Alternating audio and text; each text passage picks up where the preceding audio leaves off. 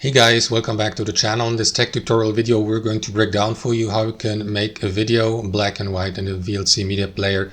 So let us dive into this.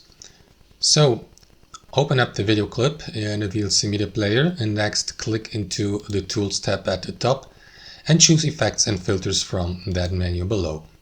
Next enable the video effects here, and here guys what you want to do is click into the Colors tab, right? Next, what you want to do is enable color threshold here by clicking into that checkbox, and then what you want to do guys is use these sliders here to adjust the color saturation, for example, and find your preferred setup. Like for example in this case here, yeah, it looks black and white, so you can use that option. And you can also use the sepia color for that if you like. And yeah, what you want to do also guys is click into save, of course, to apply these changes. And as you can see now, the video clip is black and white. And that's how it works. Thanks for watching. Hope you enjoyed it, got some value from it, and we'll catch you later.